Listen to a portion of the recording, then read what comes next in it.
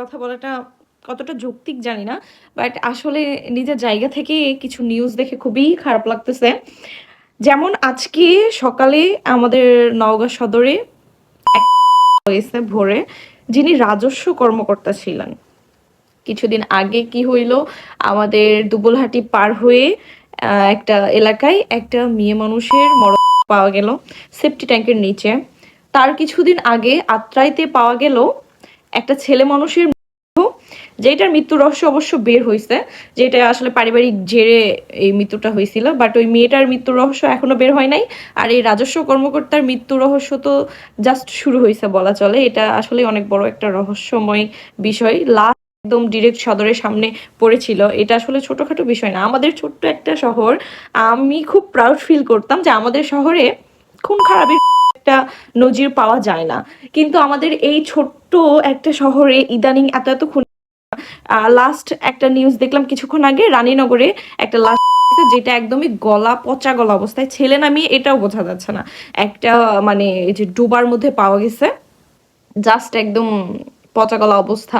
তো এইসব কি হচ্ছে জানি না, আর এগুলার সলিউশন কি তাও জানি না। বাট আমার বক্তব্য, সবাই নিজের জায়গা থেকে সেফ থাকুন।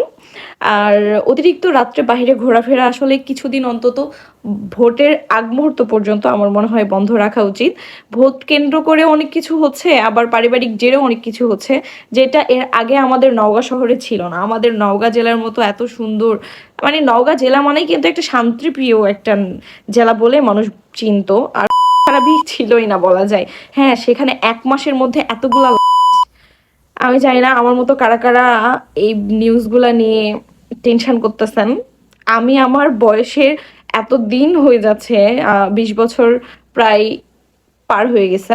তো এত দিনে আমি না এতগুলা, 1 মাসের মধ্যে কেন 1 বছরের মধ্যেও আমার শহরে এতগুলা খুন দেখিনি। আমাদের শহরে সচরাচর এসব ঘটনা ঘটে না, বাট ইদানিং এইটা বেড়েই চলতেছে। তাও এত, প্রত্যেকটা দিন প্রায় একটা করে নিউজ পাচ্ছি। এটা আসলে সত্যি অনেক ভয়ের। তাই নিজ নিজ জায়গা থেকে সকলের কাছে অনুরোধ, সবাই সচেতন থাকুন। আপনার ক্ষতি মানে শুধু আপনার ক্ষতি না, আপনার পরিবারের মানুষেরও ক্ষতি। আর যারা একটু রাগী মানুষ বা এইরকম নৃশংস কাজ করতে পারে, তাদের উদ্দেশ্যে বলবো যে পাপ কিন্তু আসলে কখনোই ঢাকা থাকে না, আজ হোক কাল হোক ধরা পড়বেই। যেমন আত্রায়ের ঘটনাটা, প্রায় 6 মাস পরে খুনিকে ধরতে পারছে। লাশ কিন্তু প্রায় হাড্ডি বের হয়ে গেছে, হ্যাঁ, তারপরেও খুনিকে কিন্তু ধরছে। তো আপনি এটা মনে করেন না যে আপনি কিছু করে যাবেন কেউ জানতে পারবে না, আজ হোক কাল হোক, 1 বছর পরে হোক, 6 বছর পরে হোক, আপনার পাপ কিন্তু সামনে আসবেই। সো এইরকম করে অন্যের জীবনও নষ্ট করা উচিত না। আর আপনার পাপটা যখন প্রকাশ্যে আসবে, শাস্তি তো আপনাকে পেতেই হবে। সেই শাস্তিটা শুধু আপনার জন্য না, আপনার পরিবারও কিন্তু ভোগ করবে। সো সবাই নিজ নিজ জায়গা থেকে নিজেদেরকে প্রোটেক্ট করুন, নিজের পরিবারের মানুষকে সচেতন রাখুন। সবাই ভালো থাকবেন। আর বেশি বলে